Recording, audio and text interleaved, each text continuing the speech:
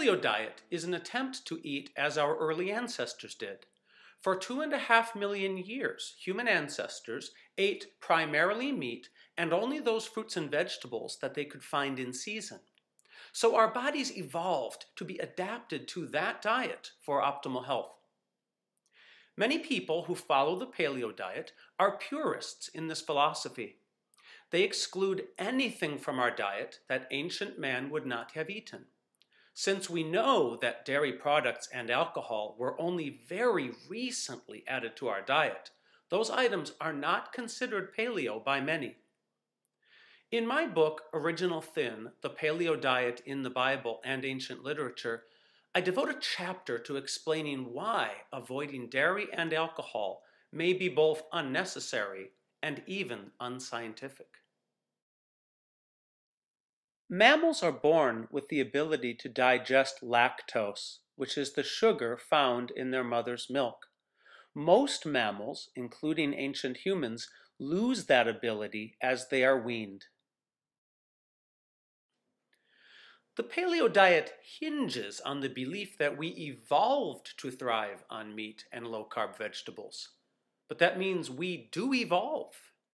Several thousand years ago, a mutation starting in Europe began to spread through the human population, which allowed people to continue digesting lactose even after they were weaned.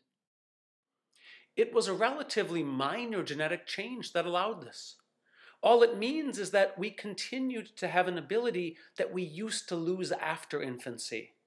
And so, if you personally are not lactose intolerant, you shouldn't feel you have to avoid having that slice of cheese on your burger or having a little milk in your coffee.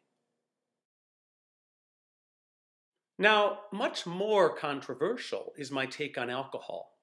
Here we're talking about a product that was discovered by the very agricultural revolution that brought us fat waistlines.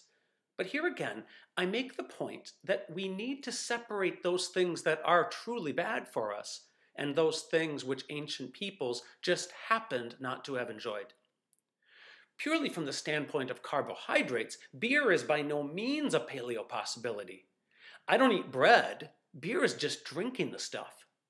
But dry red wine, such as I have in this glass, is relatively low in carbohydrates. And in study after study, moderate consumption of wine, especially dry red wine, has been shown to have health benefits. And so again, avoiding it simply because ancient man didn't have it is missing the true point of what the paleo diet should teach us. We eat paleo because it makes us healthy. It makes us healthy because our bodies evolved to thrive on it. If we humans later discovered a new food category that gives us health benefits without making us fat, we shouldn't avoid it merely because our ancient ancestors didn't have the pleasure. And so, to the paleo diet.